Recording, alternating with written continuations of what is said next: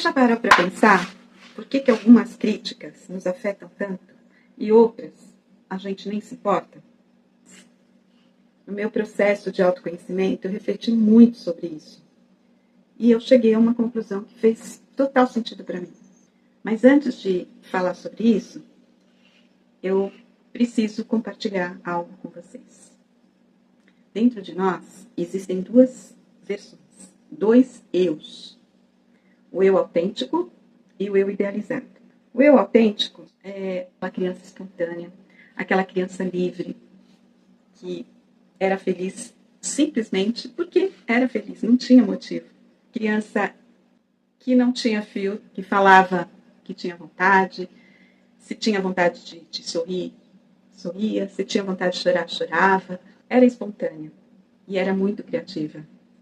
Essa criança, se ela continuasse desse jeito, provavelmente ela não sobreviveria.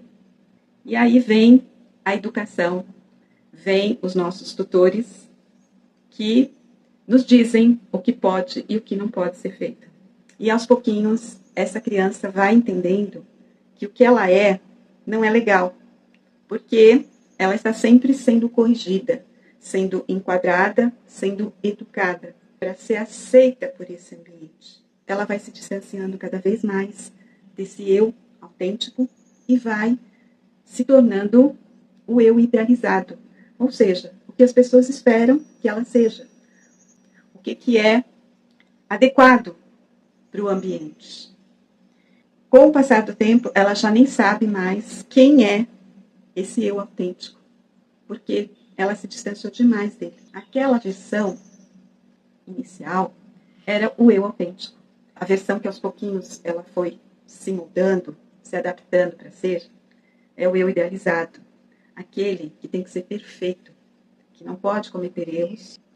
E quando alguma coisa acontece que mostra que essa pessoa não é tão perfeita assim, que ela tem as limitações, que ela tem os defeitinhos dela, ela não aceita, porque ela passa a vida inteira tentando ser esse ser perfeito. O problema é quando a gente começa a se identificar com esse ser tão perfeito e se distancia cada vez mais do seu eu real, do seu eu autêntico. A crítica dói. Passou a vida lutando para ser aquilo e de repente alguém vem e diz: você não é isso. Você não consegue ser isso. Isso dói muito. A partir do momento que a gente começa a conscientizar que a gente não precisa ser tudo isso, que nós somos o que somos, nós temos as nossas qualidades, que são muitas, não precisamos ser perfeitos e nem podemos ser perfeitos. A coisa começa a mudar, porque a gente começa a tomar posse do que a gente tem de bom e do que a gente não precisa ser. O autoconhecimento, ele nos proporciona perceber a pessoa que nós estamos tentando ser, que não tem nada a ver com o que nós realmente somos. E é uma forma de resgatar esse eu autêntico que se perdeu durante a nossa vida inteira. E a verdadeira liberdade começa quando a gente se aceita como nós somos de fato, com nossas limitações, com nossas qualidades, nossas aptidões, nossa sabedoria, nossa história, nossa experiência. Quanta coisa a gente já viveu e quanta coisa a gente aprendeu com isso. Chega um momento que a gente tem esse conhecimento e a gente passa a entender que a gente não precisa agradar todo mundo. Nós temos limitações e não tem problema nenhum ter essas limitações. A gente não vai ser melhor ou pior por causa delas. Nós somos o que somos e é isso que importa. A nossa aceitação é o primeiro passo para a libertação. Quando eu estou falando aceitação, eu não estou querendo dizer acomodação. Aceitar a nossa limitação. E dentro dessa limitação, o que eu posso fazer para diminuir essa limitação? Para me tornar uma pessoa melhor dentro do meu objetivo, do meu propósito. É bem diferente de se acomodar e se justificar. Eu sou assim, não tem jeito, então quem quiser que me aceite dessa forma, não é nesse sentido que eu estou falando. Nós vivemos em sociedade, precisamos ter uma boa convivência com o nosso ambiente. Muitas das nossas atitudes, elas acabam provocando as pessoas que estão ao nosso redor.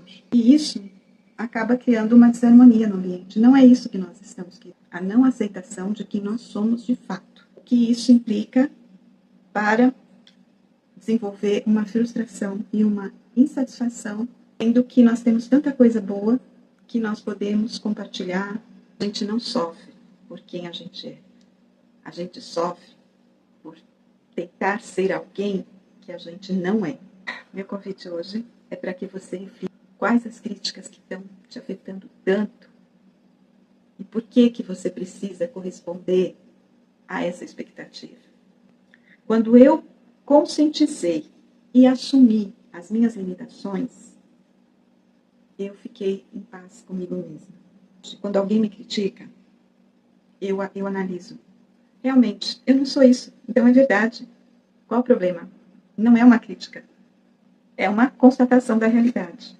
Sempre fui muito boa no artesanato, desde pequena. Mas na comida, não fui muito incentivada a desenvolver essa habilidade. E assumi que não era uma boa cozinheira e tudo bem. Então, quando alguém fazia alguma crítica, principalmente meu ex-marido criticava muito a minha comida, ele tirava muito sarro da minha cara, dizendo que eu fervia água muito bem. Eu ouvia muitos comentários sarcásticos sobre a minha comida. Mas isso não me afetava, porque eu assumi que não era uma boa cozinheira. Então, não fazia a menor diferença o que as pessoas pensavam, porque eu também achava isso. E eu ria das piadinhas dele, do sarcasmo dele, e não me importava com isso.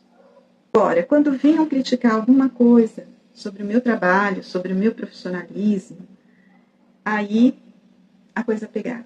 Eu ficava remoendo, e não aceitava aquilo. Então eu comecei a perceber por que eu aceito ser criticada por não ser uma boa cozinheira e não aceito ser criticada por não ser uma boa profissional. Entendi que no meu eu idealizado, eu precisava ser uma excelente profissional. E quando, de alguma forma, isso vinha à tona, que eu não estava sendo uma boa profissional, aquilo me deixava fora do prumo, me deixava completamente desnorteada. Quando eu conscientizei esse processo, eu parei para pensar, afinal, o que é ser uma boa profissional? Porque isso é muito relativo, muito abrangente.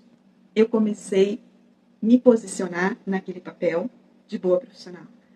Quais são os meus direitos, meus deveres, minhas obrigações neste papel? Eu estou cumprindo adequadamente? E eu conseguia analisar de uma forma mais racional se eu estava sendo ou não uma boa profissional. E foi aí que eu comecei a me posicionar e refletir mais sobre as críticas. Porque as críticas, elas são opiniões de terceiros. Elas não são verdades absolutas. Só que quando a gente ouve uma crítica, a gente acha que a pessoa está certa e a gente absorve aquilo. Mas esse assunto eu vou aprofundar mais no outro vídeo. Hoje, o meu foco é simplesmente alertar sobre quem é você de fato e quem você está tentando ser, que está bem distante do que você é. Hoje, eu queria falar sobre o eu autêntico e o eu idealizado. E o convite para você resgatar esse eu autêntico que se perdeu durante a vida.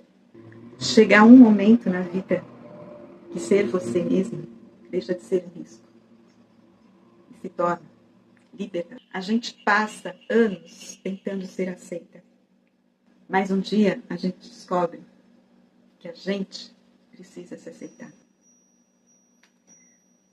Beijinhos.